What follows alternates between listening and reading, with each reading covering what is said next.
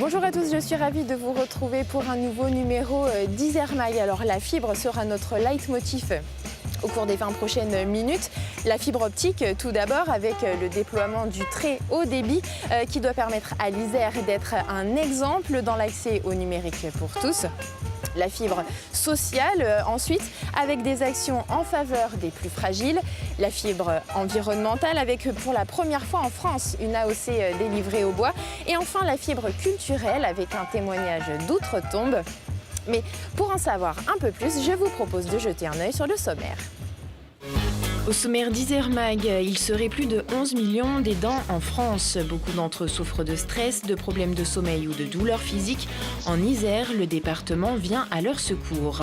C'est la seule AOC de France pour le bois. Le bois de Chartreuse fait vivre près de 400 familles. Une pousse lente en altitude et une humidité constante lui donnent robustesse et rectitude. Et puis le prieur Guy était moine au XIe siècle à Grenoble. Le musée archéologique Saint-Laurent lui rend hommage et met en scène la vie de l'abbé au travers de sa nouvelle exposition. Mais on commence cette émission avec une bonne nouvelle pour les amoureux de Belle-Pierre. La passerelle Saint-Laurent à Grenoble est de nouveau accessible aux piétons. L'inauguration officielle et tout en lumière de cet ouvrage d'art datant de 1837 a eu lieu fin janvier, en présence bien sûr du président du département. Après 15 mois de travaux, l'édifice qui relie les deux berges de l'Isère a rouvert en décembre. La collectivité a financé une partie des travaux de rénovation. 550 000 € sur une enveloppe globale de 2,3 millions d'euros.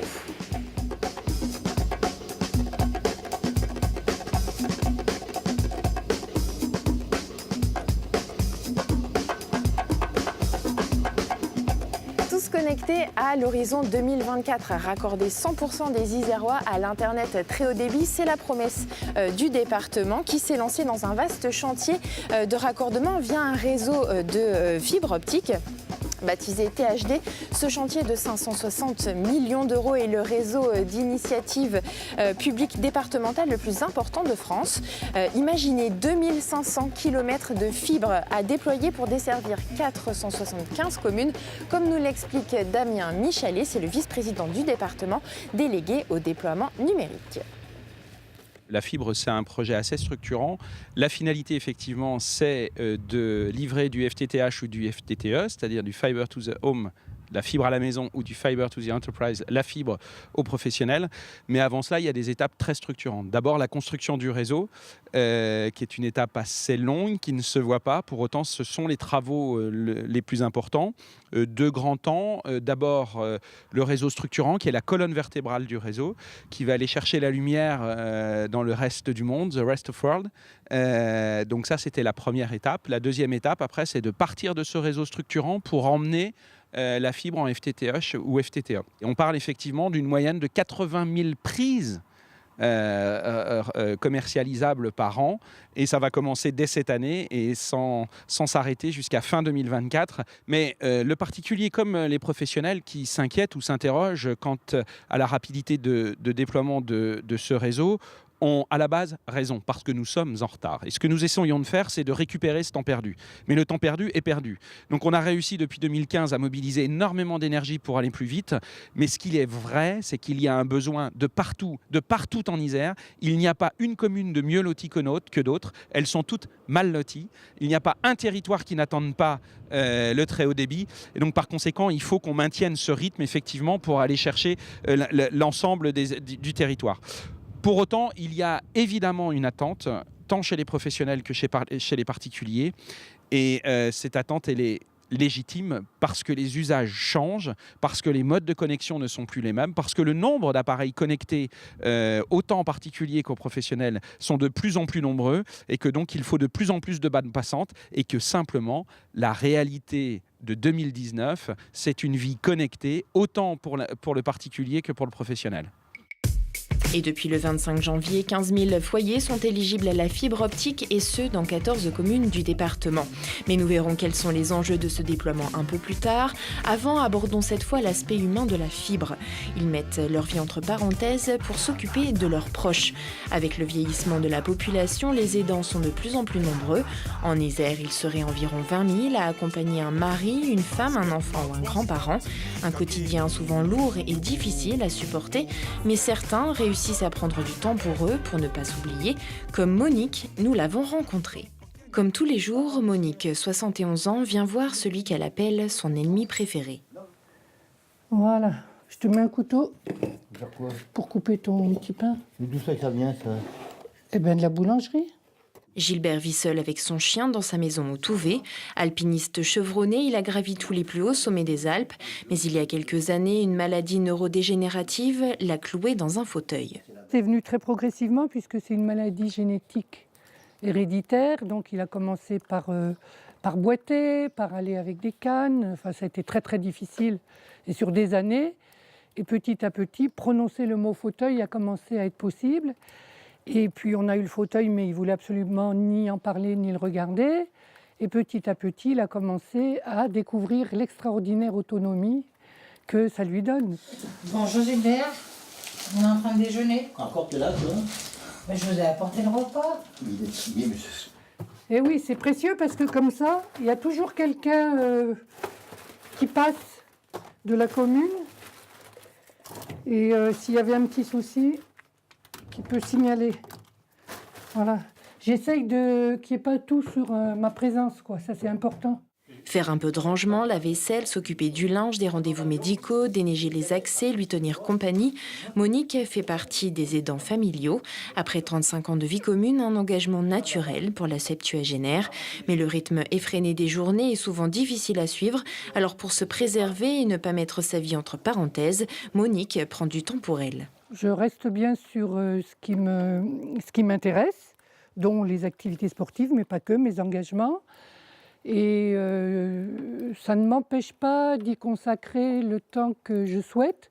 Par contre, il y a le phénomène de fatigue et besoin de se ressourcer, ce qui fait que je fréquente assidûment le café des aidants à Limbin. Si on ne prend pas attention, il y a un épuisement nerveux, moral. Et je pense que moi, comme les autres participants du café des aidants, on repart en ayant repris vraiment de l'oxygène. Comme Monique, il serait 20 000 aidants familiaux en Isère.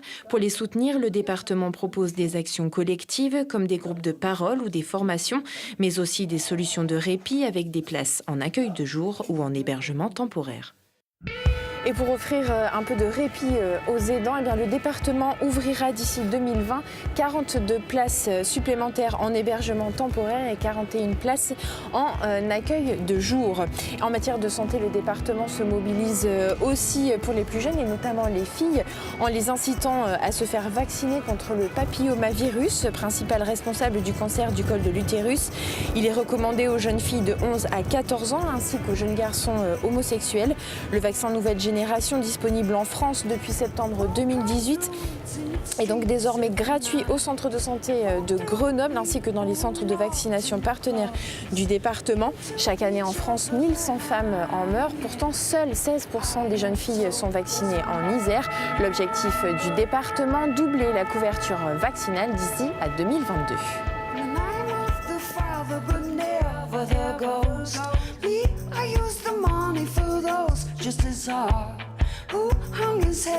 Allez, on se reconnecte au réseau pour comprendre les enjeux d'un tel déploiement de la fibre sur notre territoire. Un véritable choix d'avenir et de cohésion pour éviter bien sûr toute fracture numérique, mais aussi un choix de santé publique et d'attractivité économique et touristique, comme l'explique Damien Michalet.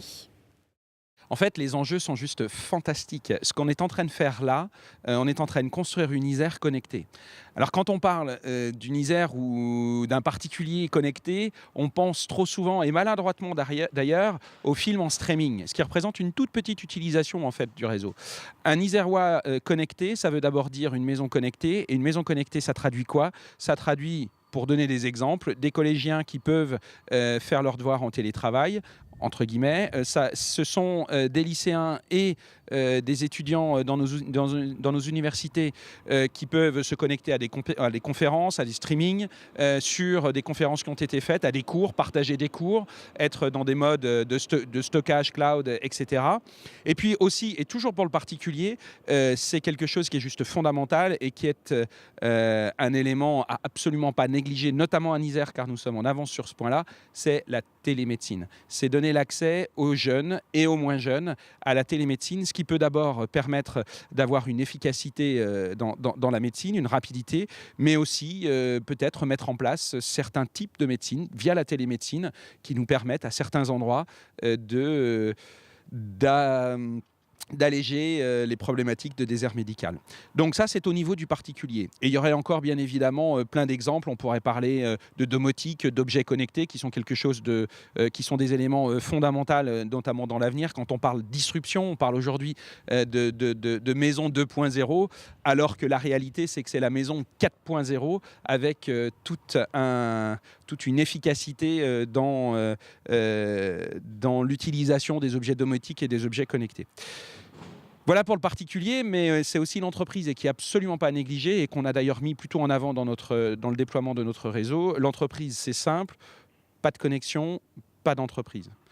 Pas de connexion très haut débit, pas d'entreprise. Ça veut dire quoi? Ça veut dire aujourd'hui une entreprise, quelle qu'elle soit petite, moyenne ou grosse, ou très petite, elle ne peut plus se passer du très haut débit. C'est-à-dire qu'une bonne connexion n'est plus suffisante, il lui faut du très haut débit. On ne parle plus d'octets, on ne parle plus de kilooctets, mais on parle de giga ou de méga ou de gigaoctets. Et parfois même plus lorsqu'il y a des sujets de big data.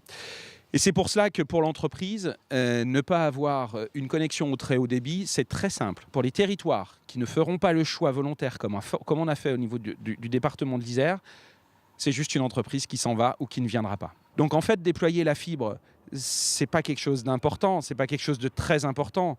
C'est tout juste une question de survie pour nos territoires aujourd'hui et pour demain. Et côté pratique, une fois toutes les prises raccordées et commercialisées, eh bien l'accès à Internet sera soumis aux lois de la concurrence. Le réseau THD est ouvert à tous les fournisseurs d'accès qui auront signé un contrat avec Isère Fibre, délégataire du département. Eux, ce ne sont pas des câbles qu'ils déploient, mais leurs racines. Les arbres du parc naturel régional de Chartreuse couvrent 50 000 hectares du territoire, soit 1 hectare par habitant. Une richesse reconnue puisque le bois de Chartreuse est désormais labellisé par une AOC, une première en France. Promenons-nous dans les bois avec Mathias Araez. Celui-là, c'est un bel arbre qui fait à peu près 5 mètres cubes. Donc je pense qu'à la prochaine coupe, il va être martelé et il va tomber. Et il participera donc à la construction d'une charpente. Avec les 3/4 du massif occupé par des forêts, la Chartreuse a construit au fil du temps son économie autour des arbres. Grands, gros et robustes, ces résineux pouvant atteindre jusqu'à 51 mètres de haut font vivre près de 80 familles dans le canton de Saint-Laurent-du-Pont. Aujourd'hui, la Chartreuse a obtenu une appellation d'origine contrôlée pour son bois, une première en France qui vient couronner la qualité de la matière première, due notamment à la gestion forestière en futaie irrégulière. C'est un mode de culture qui va bien à la montagne. Tout d'abord parce qu'il y a ce mélange de générations, et puis ce mélange également d'espèces, d'essences. C'est-à-dire qu'il y a du sapin, il y a de l'épicéa, donc des résineux, à hauteur de 70%, et 30% qui sont des feuillus, principalement du hêtre, un petit peu d'érable et puis un petit peu de frêne. Donc c'est très bon par rapport à l'humus, cet humus mélangé entre les aiguilles et puis les feuilles, donc pas trop acides, qui préparent donc les générations futures. Et puis également une forêt qui laisse bien pénétrer la lumière, avec donc quelquefois des trouées, des petits trous, donc qui laissent pénétrer la lumière, ce qui favorise justement la régénération. Si les 2 mètres d'eau annuels qui tombent sur cette forêt cathédrale y sont pour beaucoup dans la qualité du bois, la AOC ne s'arrête pas là. En réalité, elle englobe la filière du semis à la scierie. Toutes les étapes sont minutieusement contrôlées avec un objectif, gagner en visibilité. Du point de vue des producteurs et des professionnels de la filière, on espère pouvoir continuer à travailler, que les scieries se lèguent quand le propriétaire actuel cesse son activité, qui trouve des repreneurs. Mais ce n'est pas tout. Produire, c'est bien, mais aussi des gens qui commandent et qui achètent. Donc on espère que ceux qui construisent des maisons voudront faire local et soient persuadés qu'en achetant local, ils participent au développement économique du territoire sur lequel ils vivent. Et là, la boucle est bouclée. Il a fallu 13 années au comité interprofessionnel du bois de Chartreuse pour glaner cette reconnaissance. Un travail qui emboîte le pas à d'autres, puisque très prochainement, une AOC sera attribuée au bois du Jura. Eux aussi ont leur label, une marque de séduction massive pour consommer mieux et surtout consommer 100% local. Alors depuis juin 2018, les bons produits de notre terroir sont estampillés Is Here. Une façon de garantir la provenance géographique et la juste rémunération des agriculteurs. La marque séduit de plus en plus et se développe à un rythme soutenu. 30 nouveaux producteurs viennent de recevoir leur agrément. Ils portent à 50 le nombre d'agriculteurs, transformateurs et artisans qui jouent la carte de la proximité. Parmi leurs produits, du miel, de la bière, des champignons, du safran ou encore des lentilles. Alors si vous voulez retrouver leurs adresses, n'hésitez pas à jeter un œil à la page 25 du magazine Isermag.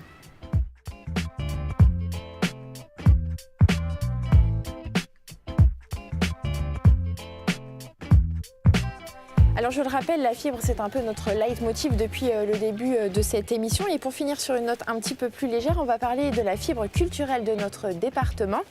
Direction le musée archéologique de Grenoble où quand la science révèle des pans historiques de la religion, un fragment de pierre réutilisé dans un puits, plus un squelette et à l'arrivée la vie reconstituée du prieur Guy, nouveau guide virtuel pour le musée archéologique de Grenoble. Anissa Duport et Laurie Baillet ont fait sa connaissance. L'identité de ce personnage historique a été retrouvée presque par hasard. Dans un puits, les archéologues ont déniché un fragment de pierre tombale. Il indique l'église Saint-Laurent comme le lieu d'inhumation du prieur Guy.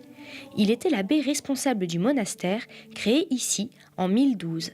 Cette découverte est une première dans l'histoire du musée. Ici, rien de plus difficile que donner un nom aux défunts. On a d'un côté quelques pierres tombales avec des inscriptions, pour le XVIIe siècle par exemple, et de l'autre côté des ossements, sans pouvoir relier les deux. Mais cette fois, les archéologues en sont presque certains, le géant était bien le prieur Guy. Alors comment ont-ils réussi à l'identifier en faisant parler ses os ? Il a une croissance osseuse régulière, sans accident particulier, puisqu'en fait, quand on a des périodes difficiles d'angoisse ou de stress, ça s'inscrit sur nos os. Et lui, il a une vie une croissance osseuse régulière qui fait penser à une vie calme et tranquille, comme peut l'être celle d'un religieux. Et d'autres éléments sont venus appuyer leur thèse. Issu de la noblesse, il était bien nourri et portait les chaussures pointues caractéristiques des moines du XIe siècle. L'enquête anthropologique a duré 6 mois et coûté 35 000 €, un investissement nécessaire pour Jean-Pascal Jospin. Notre métier n'a d'intérêt que si on parle des hommes et de l'histoire des hommes. Ça permet un petit peu de fixer l'imaginaire et de faire revivre un peu des gens. Notre responsabilité, c'est de dire la vérité, toute la vérité scientifique, c'est-à-dire donc la connaissance d'un moment, et de la restituer au public de la manière la plus intelligente et la plus attractive possible. Pour redonner vie à cet abbé disparu depuis plus de 1000 ans, le musée a créé un film d'animation. Il raconte l'environnement monastique du XIe siècle à travers les yeux du prieur Guy. Les visiteurs pourront découvrir d'autres histoires, recréées grâce à la recherche archéologique et une pointe d'imagination. Le musée archéologique de Grenoble est ouvert tous les jours de 10h à 18h, sauf le mardi, et l'entrée est libre. En Isère, ce ne sont pas les hirondelles, mais les paysages qui feront le printemps. Du 23 mars au 22 juin, le département propose la 3e édition de Paysage, avec à l'affiche plus de 200 événements culturels à partager aux 4 coins du territoire. En fait, on a un département qui est très grand, plus de 7400 km², et nos habitants, nos Isérois, n'ont pas forcément la perception des hautes montagnes, de la moyenne montagne, des plateaux, des plaines du Nord-Isère, des plaines de la vallée du Rhône. Donc l'idée au départ, c'était vraiment d'avoir des manifestations culturelles, des installations, des expositions, des performances autour justement de ces paysages. Et cette année, on va avoir le printemps, donc, qui va débuter le 23 mars et se terminer le 22 juin, donc sur la saison du printemps, avec plus de 200 manifestations. Le département d'Isère étant très varié en matière de paysages, donc il était important que chaque territoire soit en quelque sorte montrée sous des aspects différents. Ce n'est pas une carte postale touristique, ce n'est pas une carte postale uniquement géographique, c'est une carte postale artistique, c'est une carte postale de performance, d'installation un peu partout. Et nous allons commencer justement par une performance artistique donc le 23 mars sur la façade de l'église Saint-Bruno à Voiron, avec une sorte de magicien, acrobate, donc, qui va se déplacer sur la façade de l'église. Ensuite, nous irons dans le Grésivaudan, enfin ensuite ou en même temps. Et le Grésivaudan, le temps fort, sera à Barrault, avec un brunch et un concert donné par Strachot, donc à Fort-Barrault. Ensuite, nous aurons donc sur le secteur du château de Visil, donc on aura les installations de Victoria Klotz, avec un certain nombre de manifestations qui auront lieu autour donc, du château. Et puis donc la saison 3 se terminera le 23 juin à la Val d'Ins avec les transhumances. De l'Isère au Japon, il n'y a parfois qu'une expo, voire 3. La France se met cette année à l'heure du pays du soleil levant et l'Isère n'échappe pas à la règle. Le musée de l'ancien évêché expose jusqu'au 31 mars 132 estampes de paysages de l'époque Edo, signées Okuzai et Hiroshige, deux maîtres du genre qui portent un regard particulier sur la nature.